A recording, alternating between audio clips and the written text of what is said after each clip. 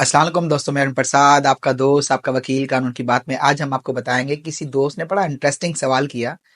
उन्होंने कहा कि जब भी वकील हमारे जहन में आता है तो हमें महसूस होता है कि वकील जो है वो बड़ा कोई गुस्से वाला होगा, वो गुस्से में बात करता होगा। लेकिन आप इतने ठंडे मिजाज के क्यों हैं? या फिर लोगों को ये जहन में कॉन्सेप्ट होता है कि जो वकील जो हैं वो कोर्टों में जाके जजेस से लड़ते हैं, बदतमीजी करते हैं या लाउडली बात करते हैं, तो शायद जो है वो उनका केस उनके हक में हो जाता है। तो इस बात में कितनी सच्चाई है कि वकील का मिजाज क्या होना चाहिए? आपको याद होगा कि मैंने एक वीडियो बनाई थी, उसमें मैंने बताया कि वकील का दिल जो है वो सोने का होना चाहिए और वकील का दिमाग जो है वो बर्फ का होना चाहिए और वकील का जिस्म जो है वो लोहे का होना चाहिए। अब वकील का दिल सोने का क्यों होना चाहिए? क्योंकि वकील जो लफ्ज़ है उसका कुरान पाक में 500 बार जिक्र किया गया, और मैं समझता हूँ कि जिस वकील लफ्ज़ का इतनी बड़ी किताब में 500 बार जिक्र किया गया हो, तो मैं समझता हूँ कि हमें ये जानते हुए ही हमें ये समझना चाहिए कि हमें अपना दिल क्यों सोने का रखना है। और फिर जहाँ बात की हमने कि दिमाग जो है वो बर्फ़ का रखना चाहिए, बर्फ़ जैसा ठंडा मिजाज होना चाहिए। रीज़न बिहाइंड कि हम जिस मुआशरे में स्पेशली बदकिस्मती से वकालत करते हैं, वहाँ हमने देखा कि इवन जजेस जो हैं वो भी बहुत ज़्यादा उनको बोलने की आदत होती है, क्योंकि उनको ये लगता है कि वो बोल के जो है वो कोर्टों में इंसाफ कर पाएंगे। जबकि उनका जो मकसद जो है वो ज़्यादा बोलकर पूरा नहीं हो पाता। हमारी दुनिया भर की जो हमारे कामयाब मुल्क हैं दुनिया के, अगर आप थोड़ा सा उनका जुडिशरी सिस्टम देखें, कि जुडिशल सिस्टम देखें कि वहाँ जुडिशरी किस तरह से कोर्ट में बिहेव करती है, तो आप देखेंगे कि वहाँ के जजेस जो हैं वो बहुत कम बोलते हैं, उनका कलम बोलता है, उनके फैसले बोलते हैं। लेकिन हमने अमूमा यहाँ देखा कि जजेस जो है वो बहुत ज़्यादा जो है वो बोलते हैं, और उनके फैसले जो हैं वो इतने बेहतर अंदाज में वो फैसले नहीं दे पाते, या इतने बेहतर फैसले वो लिख नहीं पाते जितना वो कोर्ट में बोलते हैं। तो मैं समझता हूँ कि इस ज़ाविये को भी नज़र में रखते हुए हमें अपना मिजाज और ज़्यादा ठंडा रखना पड़ता है, क्योंकि हमें जिस शख्स से अपनी बात मनवानी है या जिस शख्स को अपनी बात समझानी है, उसका अपना मिजाज जो है वो गर्म है। और अगर हम भी उस मिजाज से वहाँ गए, तो मैं समझता हूँ कि इंसाफ तो फिर नहीं हो पाएगा, क्योंकि वकील का जो बेसिक मकसद है वो कोर्ट की मदद व मुआवनत करना है, कि कोर्ट जो है वो इंसाफ कर पाए। भले हम किसके भी वकील हों, किसका भी केस प्लीड कर रहे हों, लेकिन वकील का जो बेसिक पर्पस है, वकील जो है वो ऑफिसर ऑफ दी कोर्ट है, वो कोर्ट की मदद के लिए वहाँ मौजूद होता है, कि ताकि कोर्ट को वो प्रॉपर तरीके से समझा पाए और अपने मुवक्किल की, अपने क्लाइंट की जो बात जो है वो कोर्ट के सामने बेहतर अंदाज में रख पाए, और फिर कानून क्या कहता है ये कोर्ट को समझा पाए, और फिर कोर्ट को ये भी समझा पाए कि कोर्ट ने क्यों और किस तरह से इंसाफ करना चाहिए। मुझे इस बात पे एक स्टोरी याद आई कि एक गांव था, उसमें एक बाबा थे, बड़े पहुंची हुई हस्ती थे। बड़ी दूर दूर से लोग जो हैं वो उनके पास अपने मसले लेके आते थे।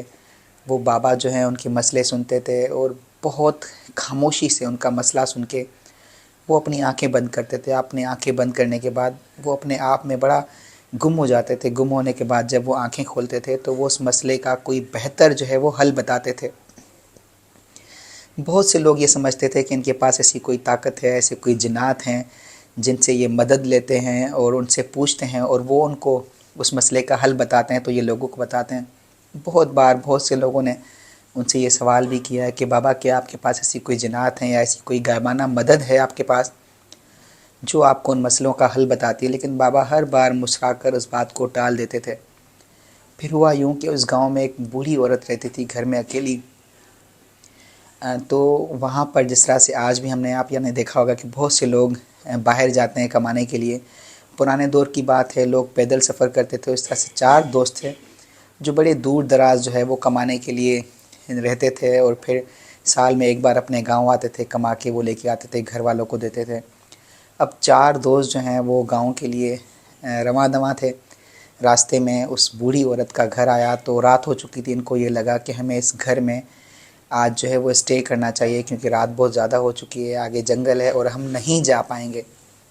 तो उन्होंने दरवाज़ा नॉक किया, तो वहाँ से एक बूढ़ी औरत आई। उस औरत को कहा कि अम्मा, हमें यहाँ पे एक रात अगर रुकने की इजाज़त मिल जाए क्योंकि हमें बड़ी दूर तक जाना है और हम सुबह सवेरे जो है यहाँ से रवाना हो जाएंगे, चले जाएंगे। तो लेडी ने कहा कि ठीक है बेटा, मुझे कोई एतराज़ नहीं, आप लोग आए हैं। फिर अम्मा ने पूछा कि आपने क्या खाना है। मैं अपने लिए खाना बनाने जा रही हूँ, आप लोगों के लिए बनाऊँ? तो उन्होंने कहा कि ठीक है, हम भी खाते हैं।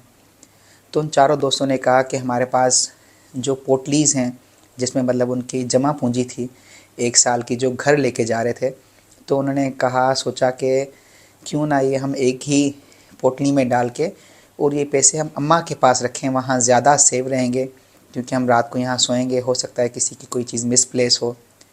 और ये सारी चीज़ें हम एक ही पोटली में डाल के अम्मा को देते हैं और फिर सुबह को जब हम निकलेंगे तो फिर हम खुद से डिवाइड कर लेंगे। सब इस बात पे राज़ी हुए। फिर उन्होंने एक पोटली बना के अम्मा को दी। अम्मा को कहा कि अम्मा, ये हमारी साल भर की जमा पूंजी है, ये आप अपने पास रखें, जब हम जाएंगे तो ये हम आपसे लेके जाएंगे, लेकिन आप हमसे ये वादा करें कि जब तक हम चारों आपके सामने नहीं होंगे तब तक ये पोटली जो है आपने वो किसी को नहीं देनी। तो अम्मा ने कहा ठीक है बेटा। अब जब ये सुबह को उठे और अपने जाने की तैयारी करने लगे तो एक दोस्त था, उसकी नीयत में थोड़ी सी खोट थी। उसने बाकी 3 दोस्तों को कहा कि यार, हम यहाँ पे अम्मा के पास रहे, रात को खाना पीना हमने यहाँ किया, आराम किया, तो हमने इस बदले में अम्मा को कुछ भी नहीं दिया। क्यों ना अम्मा बाहर खेती बाड़ी कर रही हैं तो हम थोड़ी सी उनकी मदद कर लेते हैं, ताकि जो अम्मा ने हमारी मदद की बदले में हम भी उनकी मदद कर लें। तो उसने कहा कि बाकी दोस्तों ने कहा ठीक है, हम भी चलते हैं, अम्मा की थोड़ी सी हेल्प कर लेते हैं। चारों अम्मा के पास गए और अम्मा को कहा कि अम्मा जो है, आप हमें बताएं, ये थोड़ा हम काम कर लेते हैं, हम भी आपकी मदद कर लेते हैं। वो चारों खेतों में काम करने लगे। इतने में अम्मा जो है वो घर आ गई। तो एक दोस्त ने कहा कि मैं पानी पी के आ रहा हूँ। वो पानी पीने के लिए अम्मा के पास गया और अम्मा को कहा कि अम्मा, वो पोटली आप हमें दे दें, हम जो हैं बस अभी जा रहे हैं चारों ना। तो तीनों जो दोस्त थे वो थोड़ा दूर खड़े थे। अब अम्मा को महसूस हुआ कि ये तो अकेला है। तो इसने दोस्तों को हाथ हिलाया कि दोस्त ये समझे कि हमसे पानी का पूछ रहा है कि क्या मैं पानी ले आऊँ। तो उन दोस्तों ने हाँ कह दी और अम्मा ये समझी कि हाँ, ये सब जाने के लिए तैयार हैं और वो भी हाँ का इशारा करें। तो अम्मा ने वो पोटली जो है उस दोस्त को दे दी। इतने में ये हुआ कि वो दोस्त पोटली लेके भाग गया। अब दोस्तों ने काफ़ी वेट किया कि वो पानी लेके नहीं आया। जब वो घर आया अम्मा के पास और अम्मा से पूछा तो अम्मा ने कहा कि आप लोग तो चले गए थे, आपने सामने से इशारा भी किया कि हम लोग जा रहे हैं और मैंने पोटली उसको दे दी। अब इतने में उन तीनों ने जो है वो रोना धोना शुरू किया कि अम्मा, आपकी वजह से हमारी साल भर की जमा पूंजी जो है वो चली गई, आपने हमारा नुकसान कर दिया, अब आप ही हमारा नुकसान हमें भर के दें। यूँ वो मामला थोड़ा गंभीर हुआ। तो वहाँ स्टेट का जो एक बादशाह था, उस बादशाह के पास ये केस गया और उस बादशाह ने दोनों को, मतलब 3 वो लड़के, दोनों पार्टीज़ को सुना, अम्मा को सुना, जिसमें अम्मा ने कहा कि वाकई इस तरह से था। तो बादशाह ने अम्मा को कहा कि अम्मा है वो, आप अब इनका नुकसान जो है वो इनको भर के दें, क्योंकि आपकी तरफ से कमी कोताही रही है, आपने वादा खिलाफ़ी की है और आप इनको ये पैसे लुटाएं। अब अम्मा इतने में बहुत ज़्यादा परेशान वापस जा रही थी, बड़ा परेशान थी, निढाल के मैं किस तरह से ये नुकसान जो है वो भर के दूँगी, क्योंकि अम्मा के पास इतनी पेमेंट नहीं थी कि वो नुकसान भर के देती। इतने में वो बाबा वहाँ से गुज़रा और बाबा ने जब देखा कि अम्मा बहुत ज़्यादा परेशान है, तो बाबा ने अम्मा से पूछा कि अम्मा, क्या मामला है, आप क्यों परेशान हो? तो अम्मा ने सारा मामला उस बाबा को बताया कि मेरे साथ जो है वो ये इस तरह की चीज़ें, और राजा ने, बादशाह ने ये फ़ैसला किया है कि मैं इनको चीज़ें लुटा दूँ, इनका जो नुकसान हो मैं इस नुकसान का अज़ाला करूँ। तो वो औरत बड़ी परेशान थी कि मैं किस तरह से करूँ। फिर उस औरत ने जब बाबा को सिचुएशन बताई तो बाबा एकदम से खामोश हुए। उन्होंने आंखें बंद की। आंखें बंद करने के बाद खुद में सिचुएशन को महसूस किया और फिर अम्मा को कहा कि अम्मा, बादशाह ने जो फ़ैसला किया है वो गलत फ़ैसला है, आप अभी जाओ बादशाह को बताओ कि आपने जो फ़ैसला किया है वो गलत फ़ैसला है। तो अम्मा और ज़्यादा परेशान हो गई कि मैं किस तरह से, ये बादशाह तो मेरी कहाँ हिम्मत होगी कि मैं जाके बादशाह को कहूँ कि आपने ये फ़ैसला गलत किया है, और इस बादशाह ने आज तक जितने फ़ैसले किए वो सारे फ़ैसले सही थे, तो मैं कैसे जाके इसको कहूँ कि आपने ये फ़ैसला गलत किया है। इतने में वहाँ से जो लोग गुज़र रहे थे, कुछ लोग खड़े हुए, उन्होंने सुना और पूरे गांव में ये बात फैल गई कि बादशाह ने जो फ़ैसला किया है वो गलत फ़ैसला है। अब यूँ जाके वो बात जो है बादशाह के कानों तक गई कि आपने जो फ़ैसला किया है वो गलत फ़ैसला है। तो बादशाह को बड़ा गुस्सा आया कि ये किस तरह से, कौन शख्स है जो कह रहा है कि मेरा फ़ैसला गलत है। उसने अपने लोगों को कहा कि आप जो है उस शख्स को लेकर आएँ वो जो बाबा है उसको लेकर आए, मैं उससे पूछूं कि कैसे मेरा फ़ैसला गलत है, और अगर मेरा फ़ैसला सही निकला तो मैं उसको फिर फांसी पे लटका दूंगा। हुआ यूँ कि फिर से एक बार महफ़िल सजी और इस बाबा को बुलाया गया और बाबा को कहा गया कि बाबा, किस तरह से ये फ़ैसला मेरा गलत है, आप फ़ैसला करके बताओ, और अगर आपने मुझे गलत साबित नहीं किया तो मैं आपको सज़ाए मौत दे दूंगा। तो बादशाह की ये बात सुनकर जब बाबा की तरफ लोग मतवज्जो हुए, तो बाबा ने कहा कि इस 3 जो ये लोग आए हैं, आप इनको कहें कि पहले ये उस चौथे को ले आएँ, उस चौथे शख्स को ले आएँ, फिर अम्मा जो है वो इनको जो नुकसान है वो भर के देगी, या जो उनकी चीज़ें हैं वो वापस करेगी। क्योंकि अम्मा ने वादा ये किया था कि जब तक ये 4 लोग साथ में नहीं होंगे तो अम्मा इनको वो पोटली नहीं देगी। अब ये 4 तो नहीं हैं, ये 3 हैं, तो अम्मा वादा खिलाफ़ी नहीं कर सकती, क्योंकि जब तक 4 लोग नहीं होंगे अम्मा इनको पोटली नहीं दे सकती। तो लिहाजा इन तीनों को कहें कि वो चौथे को भी ले आए, तो फिर अम्मा उनको पोटली दे देगी।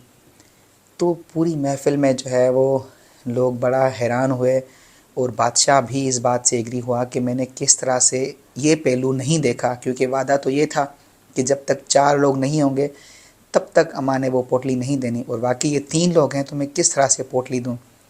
तो बादशाह अपने ही फ़ैसले पे बड़ा हैरान व परेशान हुआ, और उस बाबा से पूछने लगा बादशाह कि बाबा, आप किस तरह से ये फ़ैसले कर पाते हो? क्या आपके पास ऐसी कोई क़ुव्वत है, ऐसी कोई जादुई शक्ति है जिससे जो आपकी हेल्प करती है, आपको बताती है? तो बाबा ने कहा कि बहुत से लोग मुझसे ये सवाल पूछते हैं, लेकिन मैं हर बार मुस्कुरा के टाल देता हूँ, मैं किसी को इस बात का जवाब नहीं देता। लेकिन क्योंकि आप बादशाह सलामत हैं, मैं आपको बताता चलूँ कि ये सारा मामला है खुद से जुड़ने का, और खुद से ही जब हम एक लीन खामोशी में, जब हमारे अंदर खामोशी हो और हम अपनी आवाज़ सुन पाएँ, तो हमारे अंदर अल्लाह पाक ने इतनी शक्ति रखी है, इतनी ताकत रखी है, इतनी क़ुव्वत रखी है कि हमारा अपना आप जो है वो हमें सिचुएशन बताता है। हम हर बार बहुत जल्दी में होते हैं, बहुत ज़्यादा बोलते हैं। तो मैंने अपनी ज़िंदगी में ये सीखा है कि मुझे कम से कम बोलना चाहिए, सिर्फ बाहर नहीं, अपने अंदर भी मैंने खामोशी को इख्तियार करना सीखा। और जब लोग अपना मसला लेके आते हैं तो मैं खामोशी में, बिल्कुल खामोशी में, जब मेरे अंदर कोई शोर ना हो, तो मैं वहाँ ये सिचुएशन रख के उस मसले को हल करने की कोशिश करता हूँ, तो मेरे सामने उसका बेहतर जो है वो हल आ जाता है। इसी तरह मैं नतीजे पे पहुँच पाता हूँ, जिस तरह से मैंने आज भी किया। जब अम्मा ने मुझे सिचुएशन बताई तो मैंने वही अपने अंदर जाके बड़ी खामोशी में जो है वो सिचुएशन को जब परखा, तो मुझे ये महसूस हुआ कि नहीं, वादा तो ये था कि जब तक ये चारों साथ नहीं होंगे तो अम्मा ने नहीं देना, क्योंकि अब ये 3 लोग हैं तो अम्मा इनको कैसे दे, इसीलिए ये फ़ैसला गलत था, मैंने कहा। तो बताने की बात सारी ये कि जो पूरी दुनिया में जो कॉन्सेप्ट है, जहाँ का जुडिशल सिस्टम टॉप पे है, वहाँ के जजेस की अगर आप आजकल ऑनलाइन प्रोसीडिंग्स हैं, आप यूट्यूब पे जाके अगर देखते हैं यूरोप कंट्रीज़ की आप ऑनलाइन प्रोसीडिंग देखें, तो पूरे आधे घंटे के या 1 घंटे की प्रोसीडिंग में बहुत मुश्किल से आप देखेंगे कि जज ने कोई बात की हो। वकीलों को ही बात करने का मौका दिया जाता है, और फिर जजेस जो हैं वो थ्रू जजमेंट जो है वो उन्होंने क्या महसूस किया, उन्होंने क्या समझा, और ये फ़ैसला क्यों और किस नतीजे पे पहुँच कर दिया, वो उनके फ़ैसले बोलते हैं। तो लिहाजा हमें बड़ा पुरसकून रहना चाहिए, और हम जिस मुआशरे में हैं यहाँ अगर उस बादशाह की तरह जजेस जो है वो खामोश नहीं रह सकते, तो मैं समझता हूँ कि जिस तरह से इस बाबा ने उस औरत की वकालत की वहाँ जाकर, तो बहैसियत वकील हमें यहाँ बड़ा पुरसकून रहना चाहिए, क्योंकि हमारा जो मेन ज़िम्मा है, जो हमारा मेन काम है, वो लोगों को इंसाफ दिलाना है और कोर्ट की मदद व मुआवनत करना है कि कोर्ट इंसाफ कर पाए। ताकि और फिर अगर हम वकील भी इसी तरह से अपने आप को बेहतर अंदाज में नहीं ढाल पाएंगे, अपने अंदर खामोशी नहीं ले पाएंगे या ला पाएंगे, तो फिर किस तरह से हम उन जजेस से बेहतर फ़ैसले करवा पाएंगे। तो मैं ये समझता हूँ कि बहैसियत वकील, एक पढ़ा लिखा शख्स होने के नाते, हमें एथिक्स में रहते हुए जो है वो मामलात को सुलझाना चाहिए। और फिर जहाँ अगर हम बात करें, लोग कहते हैं कि गुस्सा तो आ जाता है, गुस्सा तो नेचुरल है, गुस्सा हम कैसे ना करें। और फिर अगर हम अपने नबी पाक के दौर का ज़िक्र करें तो कितनी टफ़ सिचुएशन उनकी ज़िंदगी में आई। मैं समझता हूँ कि मैंने जितनी भी हिस्ट्री पढ़ी है, कहीं भी मैंने कोई गुस्से वाली स्टोरी नहीं पढ़ी कि वो इस्लाम में या इस वक्त उन्होंने कोई सिचुएशन या मामला उन्होंने गुस्से में डील किया हो। तो मैं समझता हूँ कि गुस्से को जहाँ हराम कहा गया तो उसको हराम समझ के और हराम चीज़ों को अपनी ज़िंदगी में नहीं लाना चाहिए। और जहाँ एक वकील का नाम कुरान पाक में 500 बार ज़िक्र किया गया, हमें कम से कम उस नाम की तो लाज रखनी चाहिए। खुश रहें, खुशियाँ बाँटें। अल्लाह हाफ़िज़।